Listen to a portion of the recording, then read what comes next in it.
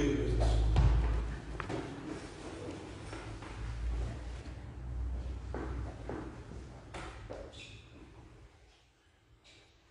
Au nom du Père, du Fils et du Saint-Esprit. Amen. Mes chers frères et sœurs, nous célébrons ce jour du 13 octobre la dernière apparition qui eut lieu en 1917 à Fatima, au Portugal. Les apparitions de Fatima ont un côté que je qualifierais de prophétique.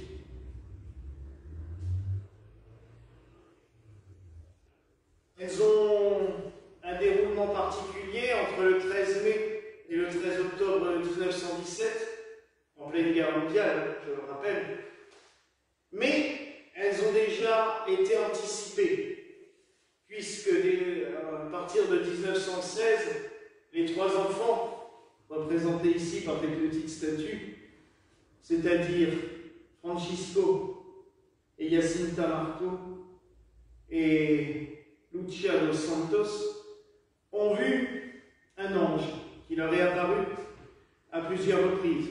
Il se présentait comme l'ange de la paix, l'ange du Portugal. Cet ange leur a appris à prier, à adorer Dieu, leur a demandé de prier en réparation contre tous les blasphèmes et toutes les infamies qui avaient lieu contre le Saint-Sacrement notamment. Et ces prières sont restées, d'ailleurs, on les récite encore régulièrement dans les églises. Il ne leur avait pas dit que ces phénomènes allaient continuer d'une manière encore plus prodigieuse. Or, le 13 mai, ils sont en train de garder les moutons de leur famille. Ils sont cousins, hein. Francisco et Jacinta sont frères et sœurs, et Lucia est leur cousine un peu plus âgée qu'eux. Ils sont en train de garder les moutons de leur famille à la Cova da Iria, qui est une lande, comme on le dit dans la prière et aussi dans le chant de Fatima, dans la lande claire, et sur un arbrisseau, un petit chêne vert, tout d'un coup, un courant d'air violent, un éclair. Il se dit, tiens, l'orage monte alors qu'il y a un grand soleil, et il voit une dame apparaître, comme nous l'avons nous devant nous. Elle apparaît, et elle va leur dire de venir ici le 13 de chaque mois. Et chose étrange, Francisco la voit, mais ne l'entend pas. Jacinta la voit, l'entend, mais elle ne lui parle pas. C'est Lucia qui va faire l'intermédiaire, c'est elle qui va faire les demandes. Et notamment ce fameux « Madame, qui êtes-vous » qu'elle dira les 13 de chaque mois. Marie va leur montrer, leur dévoiler des mystères assez impressionnants. Je ne les qualifierai pas les enfants d'Abraham qui a vu la Sainte Trinité près du chêne de Mambré, mais malgré tout, la manifestation a été quand même extrêmement importante. Elle leur parle de dévotion, elle leur demande de faire des sacrifices pour les pécheurs, de prier le rosaire. Elle leur donne encore, elle aussi, elle leur apprend une prière que l'on dit toujours à la fin de chaque dizaine du chapelet. Au nom de Jésus, pardonnez-nous nos péchés, préservez-nous du feu de l'enfer et conduisez au ciel toutes les âmes, spécialement celles qui en ont le plus besoin. Elle leur montre le paradis, elle leur montre le purgatoire, elle leur montre l'enfer. Les enfants seront terrorisés par cela.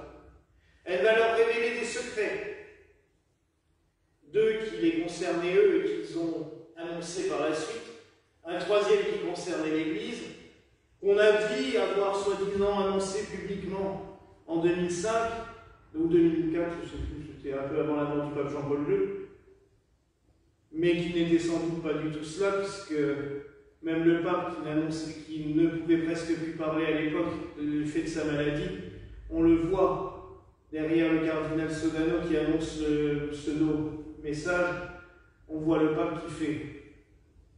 Non tout le long du discours, on se dit, comment on veut nous faire croire quelque chose, mais bon, ça les a arrangés.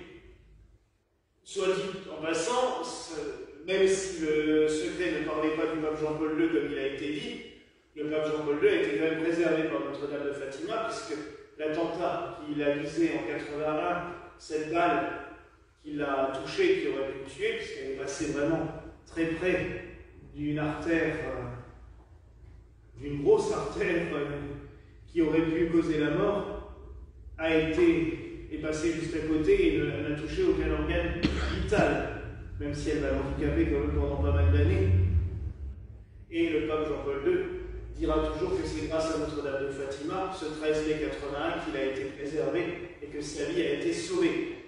D'ailleurs, la balle qui a traversé le pape est actuellement dans la couronne de la statue de Notre-Dame de Fatima, qui est à l'endroit même où elle est apparue à la Cova d'Aïria.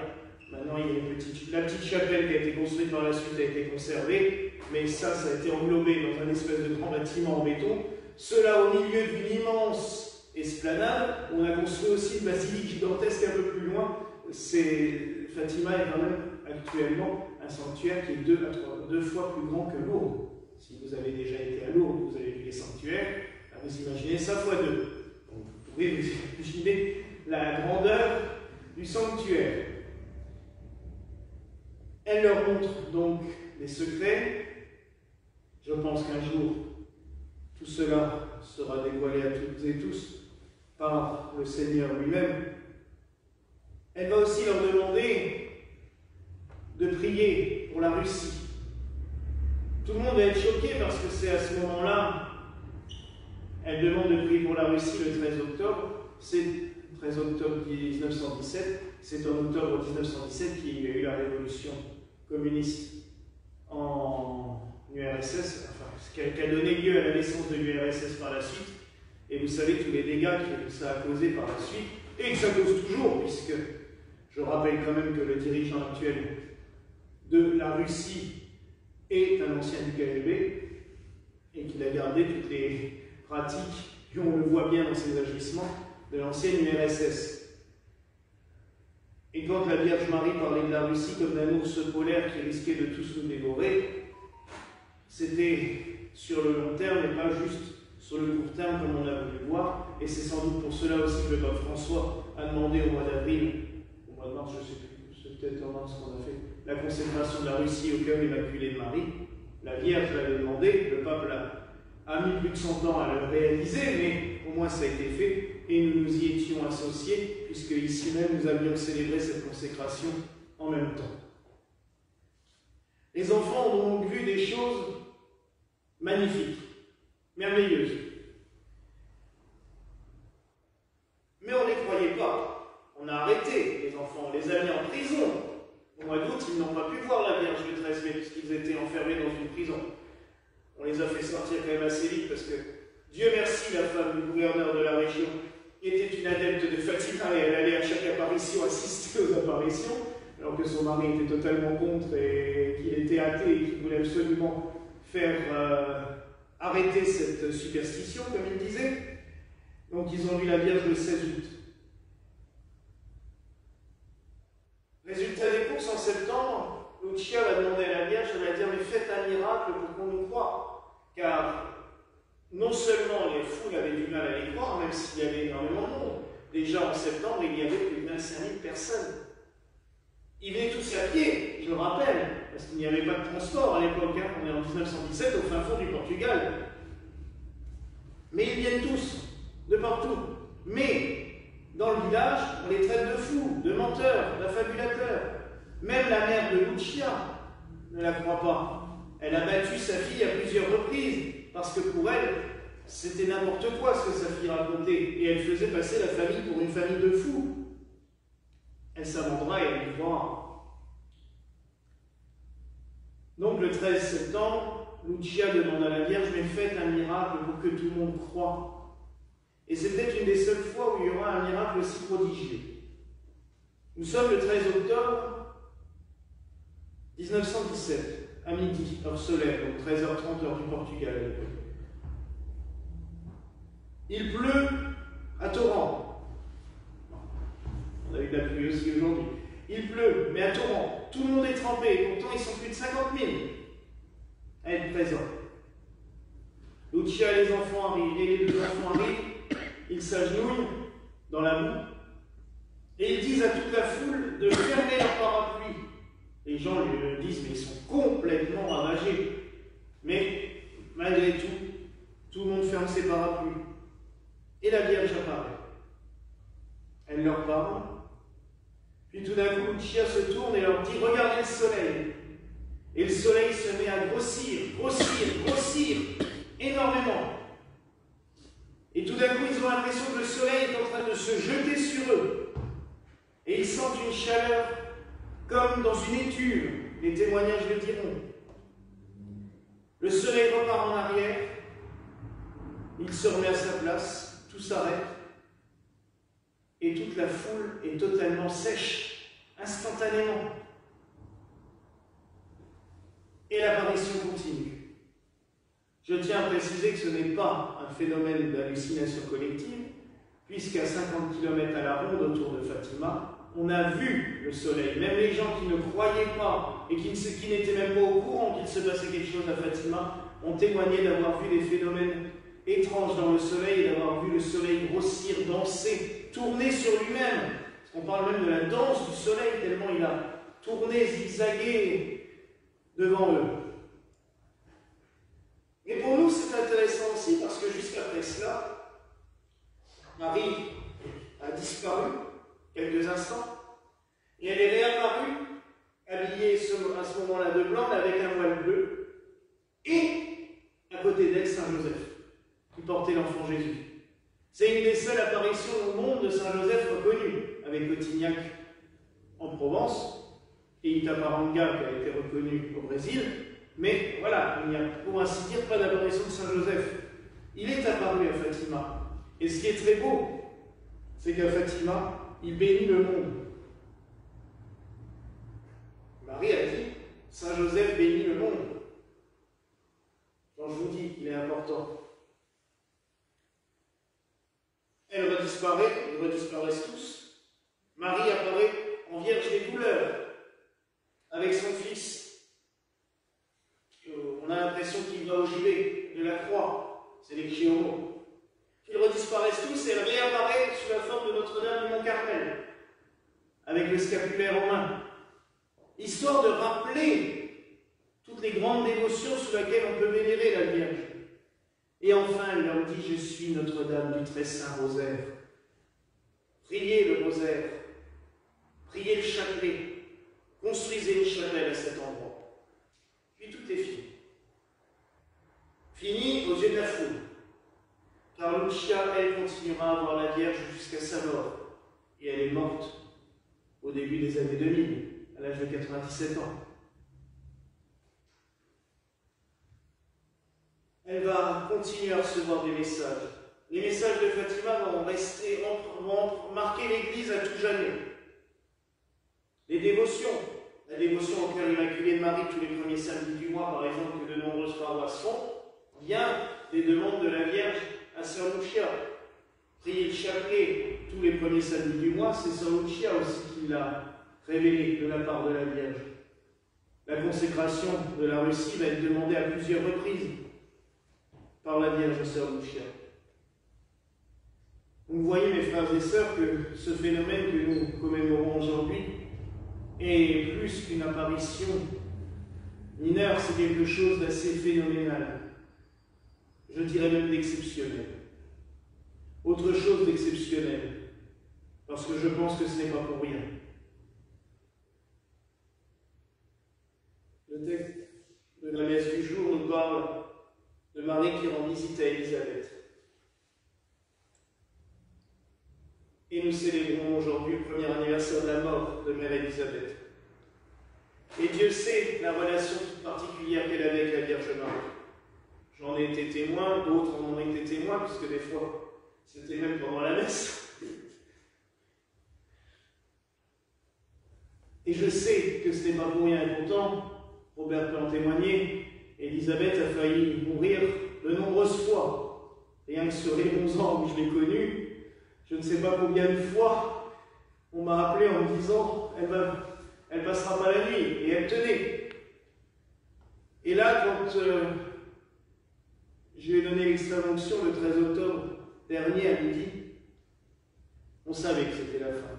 Même elle nous l'a dit. Laissez-moi partir maintenant.